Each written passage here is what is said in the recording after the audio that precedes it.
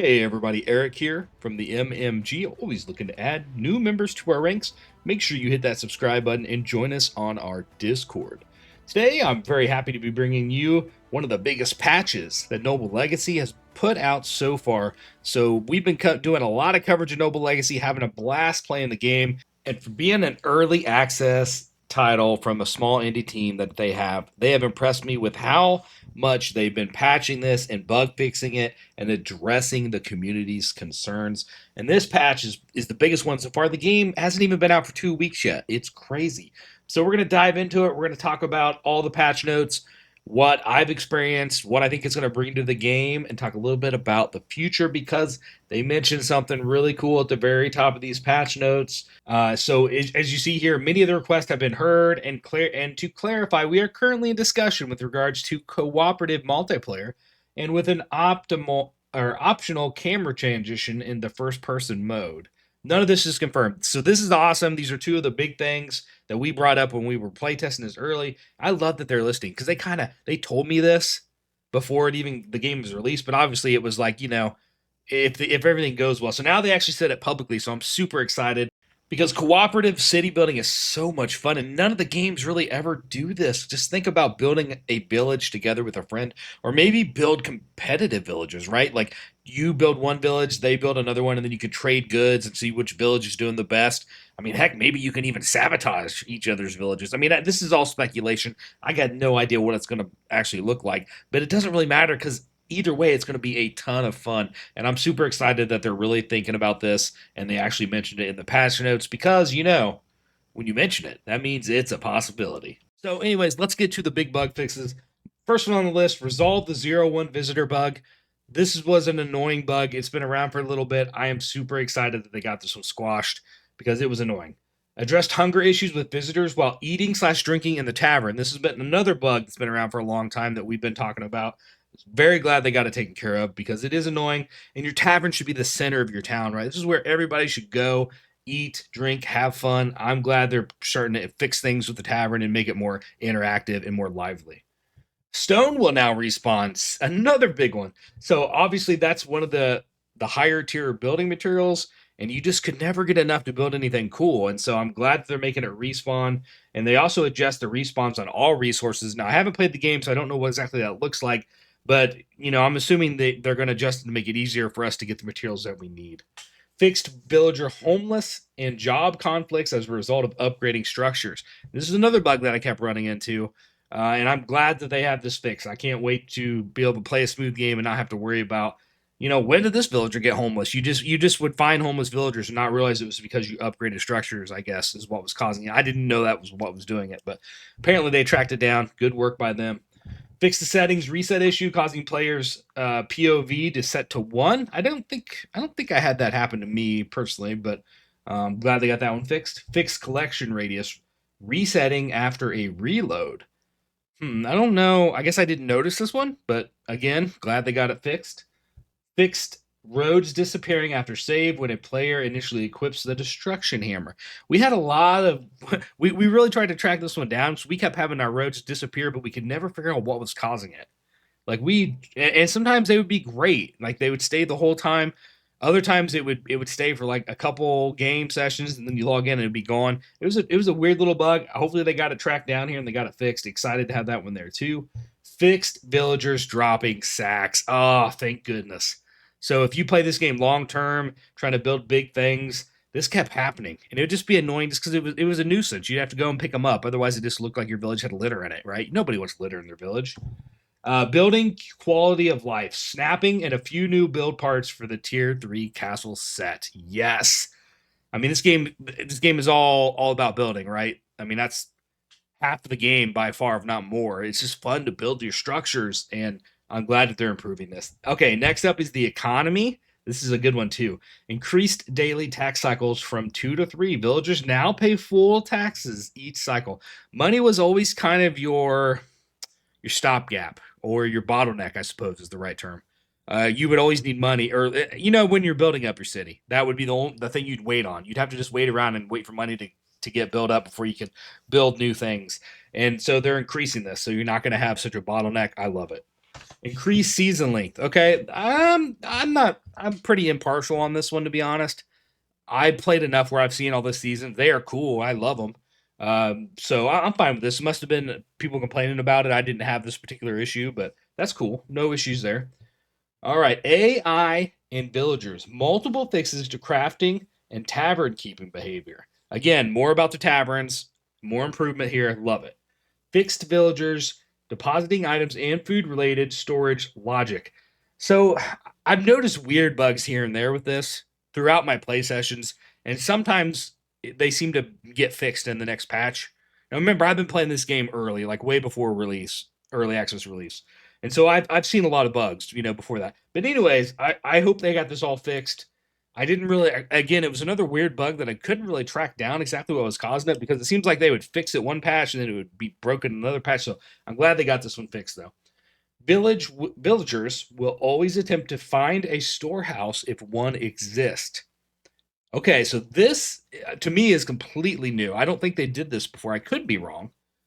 But I think before they would deposit it onto their workstation. So if it was a, let's say, a wood cutting station, they had the wood piles. I think the villagers would put it in the wood piles. And I think you had to have a porter in your storage house come and get it and bring it to the storage house. Is how I thought it worked, at least.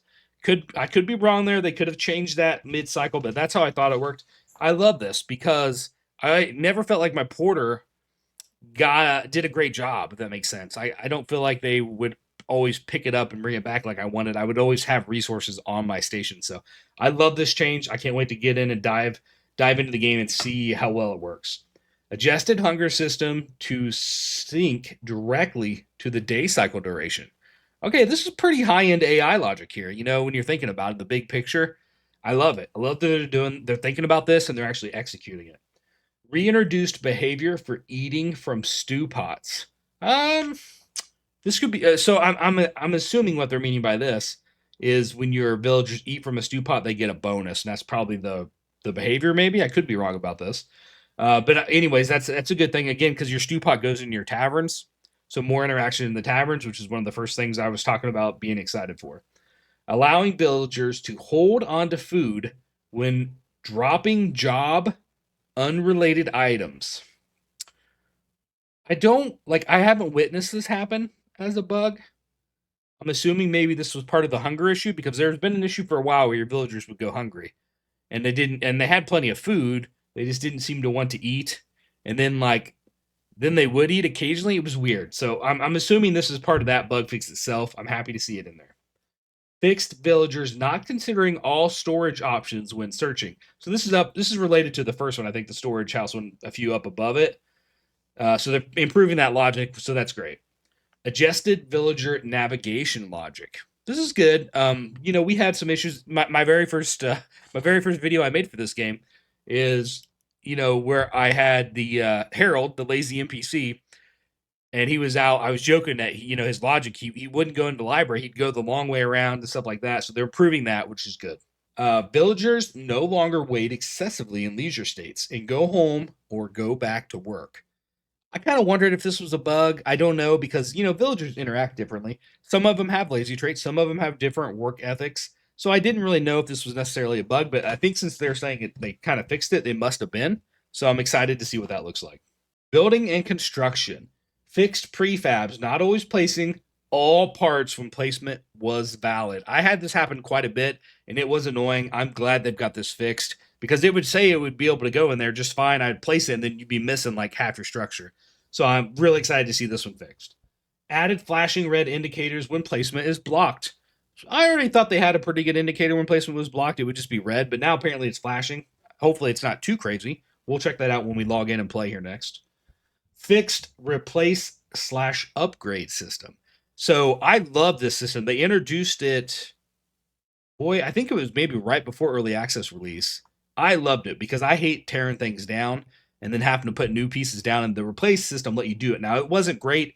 Sometimes it didn't. You just couldn't get it to want to go in to upgrade. So I'm really excited to see what this fix replace upgrade system looks like.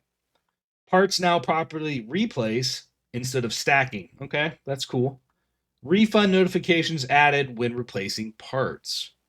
I think I was already getting refunds. Oh, when you're replacing parts. That makes sense. Okay. I guess I never paid attention. That's cool that they didn't have the message there. Resources refunded to inventory or global storage if full. That's good. You would hate to drop stuff on the ground. I've had that happen before. I'm glad that it just goes into your inventory or global storage if your inventory is full. Re-enable build replace toggle in the menu. So that goes back to the build replace issue they took out there because it was not working right. I'm glad they have it enabled back into the game. Fixed foundations not being replaced correctly. I did have this happen a few times when I was using the replace before they took it out. Things would be just slightly off. So I'm glad they got that fixed. Fixed worker assignment issues when houses were destroyed. I don't know if I ever destroyed a house. Like when I had a worker in it. Maybe I did and I didn't notice it. I didn't notice that bug. But again, you're not going to complain about a fix. Added better support for non-gable roofs. Oh, thank goodness. So this wasn't terrible if you knew to use the P menu and place it. I could always get it. But if they've improved it so where it's a little bit quicker, I mean, more power to them. Fixed roads disappearing after loading saves when using the destruction tools. They kind of talked about that one a little bit earlier up top. Build collision added for stew pots and barrels. I didn't know. Maybe that wasn't in there before. Now it is. I'm glad to see it's there. Updated building dimensions and alignment for consistency. Gotta love that. Adjusted part widths to match correct tier sizes. Again, maybe I noticed that just a little bit, but it wasn't too bad. Usually it showed up more when you were like putting the blueprint over it, in my opinion. But maybe it showed up more like in the game than I realized. Who knows? Adjusted part widths to match the. Okay, we already talked about that one. Let's look at the UI and the user interface real quick. Added upkeep cost and fuel day info to the build menu tooltips. Love that. I we talked early and often about needing more information to let people know what these things were doing. So I love that they're adding that. Prevent saving prefabs without a name with visual indicators. That's good to have. Fix UI overlap issues with villager menu. I did notice that, so I'm glad they got that fixed. Added functionality to override milestone completion messages. Okay, good to have. Tavern UI now shows stew availability across connected stew pots. Okay, that's cool. Improved clarity of visitor limits in the UI. Ooh, I like that one, I think. I'm going to have to check that one out. Added button glow effect on Berry Marketplace quest. Okay. Updated clock visuals, updated main menu visuals, lighting, and UI elements. All right, let's look at the gameplay and systems next. Enabled regeneration of stone, trees, berries, and mushrooms. Chickens now produce eggs again. Excellent. Added cooldown to scale raiding events. Added milestone recruit 3 villagers in sandbox mode. Oh, we have a milestone now then. That's awesome. I think that's the first milestone. Fixed reliability of recruits in tutorial. Good.